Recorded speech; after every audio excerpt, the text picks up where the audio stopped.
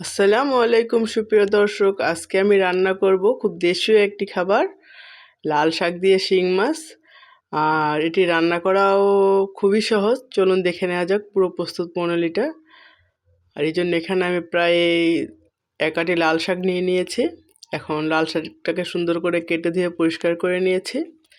আর এখন একটা কড়াইয়ের মধ্যে দিয়ে আমি লাল শাকটাকে ভাপিয়ে নিচ্ছি। এখানে আমি ভাপিয়ে নেওয়ার সময় 1 চা চামচ লবণ আর কিছু কাঁচামরিচ দিয়ে নিলাম। এখন খুব সুন্দর করে এটাকে আমি ভাপিয়ে নিব। এখন খুব ভালো করে নেড়ে চেড়ে দিচ্ছি উপর নিচ করে।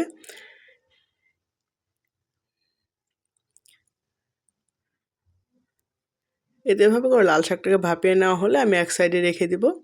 আর আরেকটা চুলায় আমি একটা কড়াই বসিয়ে দিয়েছি। এখন এখানে আমি শিং মাছগুলোকে খুব ভালো মতো ভেজে নিব। আর শিং মাছগুলো ভেজে নেওয়ার আগে আমি লবণ হলুদ মেখে ম্যারিনেট করে রেখেছিলাম। এখন মাছগুলোকে খুব ভালো মতো ভেজে নিব।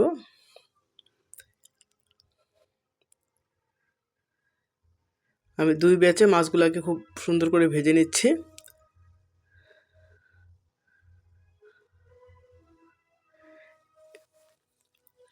মাছগুলো যখন এক পিঠ ভাজা হয়ে যাবে আমি উল্টিয়ে নিব। তো মাছগুলো আমার খুব সুন্দর মতো ভাজা হয়ে গিয়েছে। এখন আমি মাছগুলোকে নামিয়ে নিচ্ছি। খুব সুন্দর একটা কালার চলে এসেছে মাছের মধ্যে। এখন আমি মাছগুলো নামিয়ে নিব।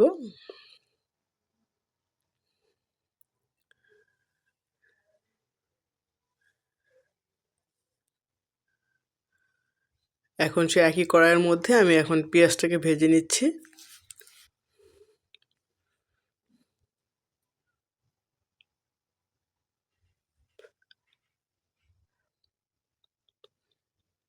পেঁয়াজ ভাজা হয়ে গেলে এর মধ্যে আমি দিয়ে দিলাম আদা রসুন বাটা। এখন একে একে সব মশলা আমি দিয়ে নিচ্ছি। আমি দিয়ে নিলাম মরিচ গুঁড়া, আর দিয়ে নিচ্ছি আমি এখানে হলুদ গুঁড়া।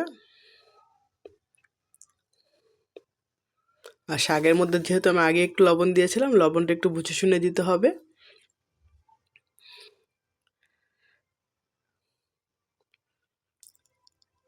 এখন মশলাটা কষানোর জন্য আমি সামান্য পরিমাণে পানি দিয়ে নিলাম। এখন মশলাটাকে কষিয়ে নিচ্ছি। আর দিয়ে নিলাম একটা তেজপাতা। মশলাটা যখন কষানো হয়ে যাবে আগে থেকে ভাপিয়ে রাখা সেই লাল শাকটুকু আমি এখানে দিয়ে নিব। এখন নেড়ে চেড়ে মশলার সাথে খুব ভালো মতো মিশিয়ে নিচ্ছি।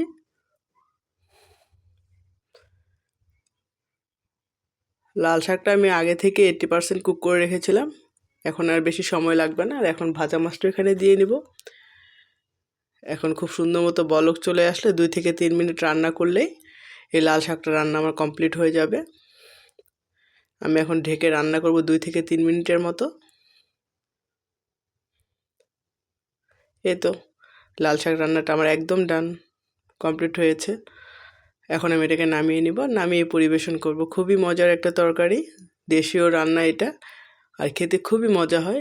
এই এক পদ থাকলে ভাত খাওয়ার জন্য আর কোনো কিছুরই প্রয়োজন হবে না। আল্লাহ হাফেজ।